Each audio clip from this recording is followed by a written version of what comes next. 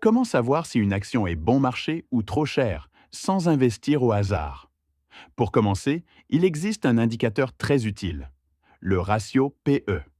C'est tout simplement le prix de l'action divisé par le bénéfice. Voyez-le comme un premier test de bon sens. Si vous maîtrisez bien ce chiffre, vous aurez déjà une longueur d'avance sur beaucoup de débutants. L'idée est simple. Le PE correspond au cours de l'action divisé par le bénéfice par action. Il indique en quelque sorte combien d'années de bénéfices vous payez au prix actuel.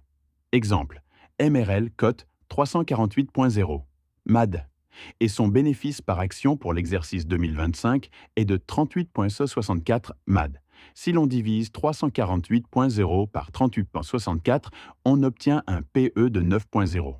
Autrement dit, le marché paie 9 fois les bénéfices. Prenons des exemples concrets à Casablanca. Maroc Leasing et Maghreb Oil se négocient toutes deux à 9,0x. Afrique Industries SA et Enakel sont à 9,9x. BCP ressort à 10,8x, tandis qu'Itisalat Al Maghrib est à 11,6x. Le bon réflexe ici, c'est de comparer par secteur. Un PE de 15 dans la banque ne raconte pas la même histoire qu'un PE de 15 dans les télécoms. Pour lire rapidement un PE, on peut retenir quelques repères.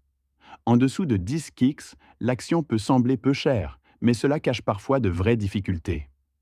Entre 10 et 15 kicks, on est souvent sur une valorisation correcte pour des banques ou des industriels stables.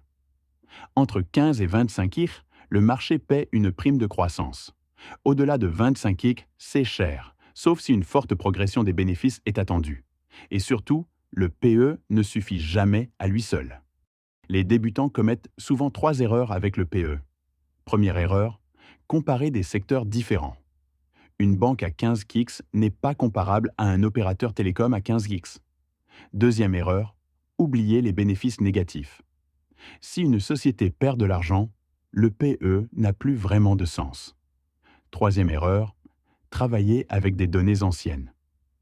Les résultats évoluent, les cours aussi, et un ratio dépassé peut induire en erreur. Pour vous entraîner, utilisez le screener sur afrivestia.com.screener afin de filtrer les actions selon le PE, le risque et le rendement du dividende. Ensuite, testez compare sur afrivestia.com.compare. Mettez côte à côte 2 ou 3 sociétés du même secteur. Vous pouvez aussi poser une question simple à Mansa AI sur afrivestia.com chat, par exemple. Quelle banque de la BVC affiche les PE les plus faibles? L'essentiel à retenir est très simple. Le PE, c'est le prix divisé par le bénéfice par action. Un PE plus bas peut signaler une action moins chère, mais il faut toujours comprendre pourquoi. Comparez toujours des sociétés d'un même secteur, pas des métiers totalement différents. Le screener vous aide à repérer des dossiers à analyser plus en profondeur. Prochaine leçon, un risque discret où votre action monte, mais vous perdez quand même de l'argent à cause de la devise.